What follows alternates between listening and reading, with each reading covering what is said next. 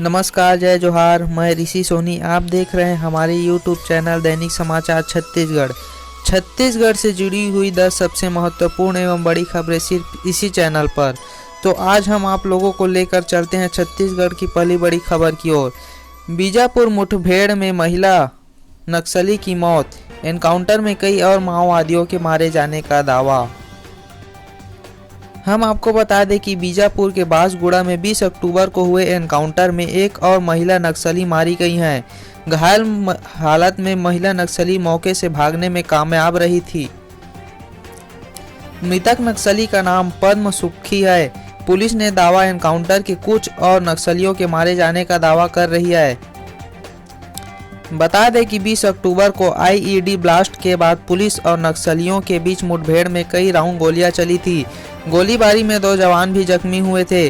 मौके से एक पुरुष नक्सली का शव बरामद किया गया था। एसपी कमलोचन कश्यप ने ये जानकारी साझा की। अगली बड़ी खबर निकल कर आ रही है बलरामपुर से। बलरामपुर में महफूज नहीं बेटियां, 21 दिनों में 11वीं रेप की वारदात।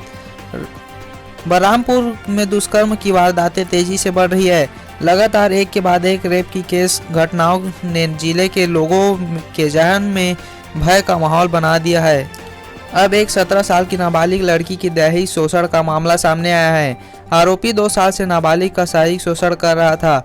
जिले में महीने भर के अंदर दुष्कर्म की लगातार ये 11वीं वारदात है। केस दर्ज होने के बाद से आरोपी फरार हैं।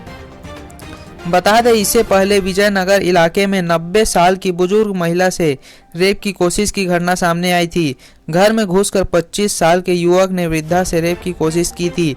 शोर मचाने पर आरोपी वहां से भाग निकला था, जिसे बाद में पुलिस ने गिरफ्तार कर। इसी के साथ चलते हैं अगली बड़ी खबर की ओर। आरंग के शराब दुकान में लूट के 3 आरोपी गिरफ्तार, 2 अब भी फरार, एक ने कर ली खुदकुशी। आपको बता दें कि रायपुर के आरंग के गुल्लू शराब दुकान में लूट मामले में 3 आरोपियों को पुलिस ने गिरफ्तार किया है। 6 आरोपियों ने शराब की दुकान में 9 लाख रुपए की लूट को अंजाम दिया था। मामले में 2 आरोपी अब भी फरार हैं, जबकि एक आरोपी ने फांसी लगाकर खुदकुशी कर ली थी। गैंग के सराहना मनहरे ने ही शराब दुकान में लूट की साजिश रची थी। पुलिस आज देर शाम तक इस मामले पर खुलासा कर सकती। बता दें कि 13 अगस्त की तड़के रविवार रायपुर जिले के आरंग इलाके के गुल्लू गांव स्थित अंग्रेजी शराब दुकान में लूट की घटना हुई थी। दुकान में घुसे 4 बदमाशों ने वहां सो रहे 2 गार्ड की पिटाई कर उन्हें हाथ पैर बांध दिया था। इसके बाद दीवार में लगे 10 लाख से भरे तिजोरी को खोलने की काफी कोशिश की। जब तिजोरी नहीं खोल पाए तो उसे उखाड़ कर साथ ले गए थे। इसी के साथ चलते हैं अगली बड़ी खबर की ओर। छत्तीसगढ़ के कॉलेजों में एडमिशन की तारीख 29 अक्टूबर तक बढ़ाई गई। आज प्रवेश के लिए अंतिम था दिन। आपको बता दें कि सरकार ने छात्रों को बड़ी राहत देते हुए कॉलेजों में एडमिशन की तारीख 29 अक्टूबर तक बढ़ा दी है। पहले इसकी अंतिम तारीख गुरुवार 22 अक्टूबर तक थी। कोरोना संक्रमण को देखते हुए राज्य सरकार की ओर से यह निर्णय लिया गया है। हालांकि संबंधित यूनिवर्सिटी के कुलपतियों की अनुमति के बाद ही छात्र छात्राओं को कॉलेज के प्राचार्य प्रवेश दे सकेंगे। दरअसल उच्च शिक्षा विभाग के सचिव धनंजय देवांगन ने 9 अक्टूबर को मंत्रालय में वीडियो कॉन्फ्रेंस के जरिए सभी विश्वविद्यालय के कुलपतियों और विद्यालयों के प्राचार्यों की बैठक ली थी। इसमें प्रवेश, ऑनलाइन क्लास, परीक्षा परिणाम और पाठ्यक्रमों के संबंध में चर्चा की गई। इस दौरान कुलपतियों ने 100% सीटों पर प्रवेश के लिए निर्धारित तिथि 30 अक्टूबर तक करने के सुझाव भी दिए थे।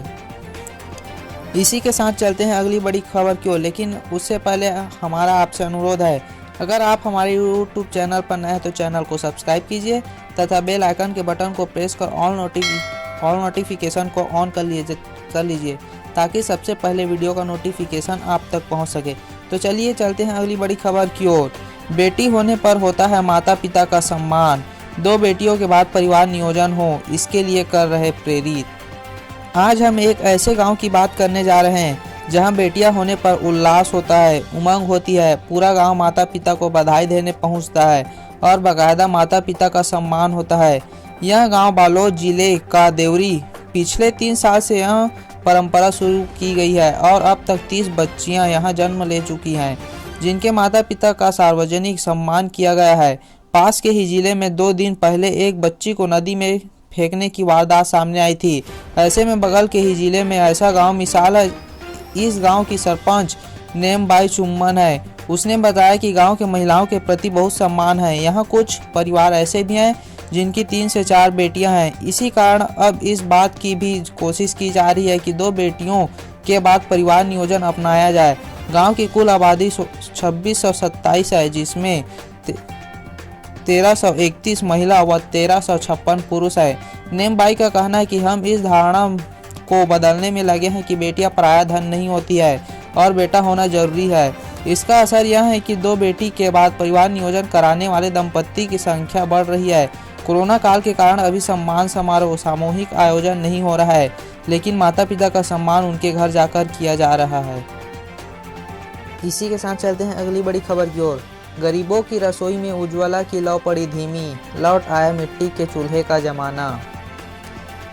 प्रदेश में सत्ता परिवर्तन के बाद से उज्ज्वला की लौ फीकी पड़ने लगी है।